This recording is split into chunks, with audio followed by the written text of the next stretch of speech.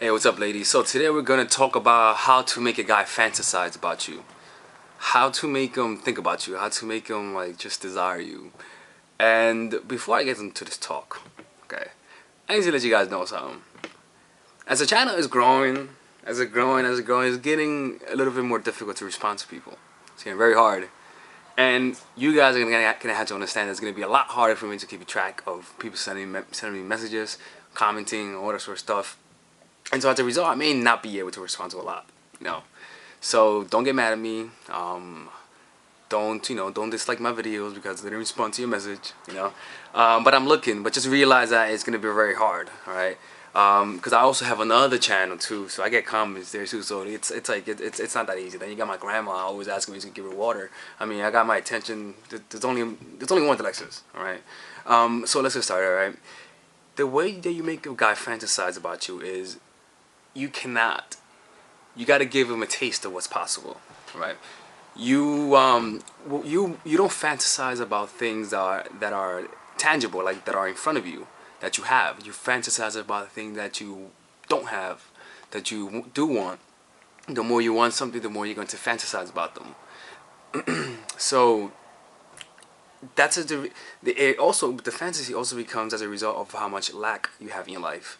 So the sadder you are, the more depressed you are, the more you're going to fantasize about negative things, right? So the more hopeful you feel, the more you're going to fantasize about things. So it also depends on your state, all right? So what's the same? All right, fantasy. All right. So in order for you to become that fantasy, is not that you have to have the look. It's not that. I mean, partly you do, because you have to be a person's type as well. All right. So that's something you got to. That's something you got. Something you have to understand. All right. Some guys have their types, but there's always a guy for every girl. All right. So once you have that, you got to be able to lure him in, and right in the last second, push him away. You see. So this is how it's done. No, my bad. Not lure him in. Actually, I'm talking about how to do push pull. I'm talking about you give him a sense of it's gonna happen, but you create a barrier. There you go. You create a barrier. The reason, because to be honest, I was like, "What the fuck am I going?" Through that conversation I was talking, I was like, "Where the fuck is this going?"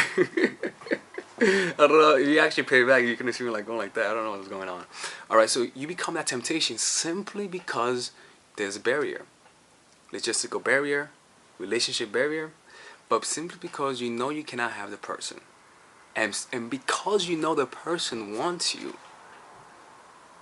it causes you to be tempted. Either because the person has a boyfriend or is a taboo, you know, or and all that sort of stuff. I mean, the more taboo, the more you want it, simply because you fantasize, because you know you can't have it. So that's the thing. And in order for you to do that, you have to orchestrate it.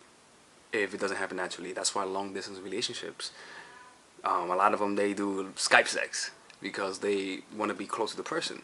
And sometimes it's even more intense when you're far away, simply because you don't have them, and simply because you know they want you. You see, it only works when they know that you want them.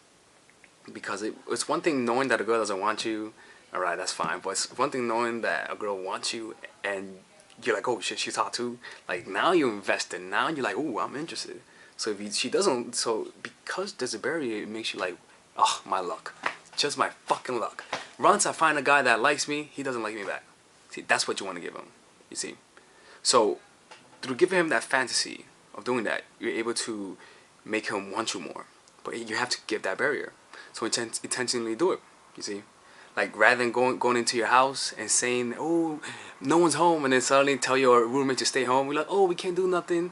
You know, like just intentionally create barriers. You see, or intentionally say that you're going, like for example, say like, no, if you live there, say, "Oh, I'm only gonna be here for 30 days." You know, I'm only gonna be here for a week. You see. And what else? Like just get. Oh, you're just my friend. I can't have you. I want you, but you're just my friend. I can't do that. You know, or we can't do this right now. It's my first night. We can't do this. It's our first date. A lot of sort of stuff. And saying and acting as though you want him, but because of circumstance.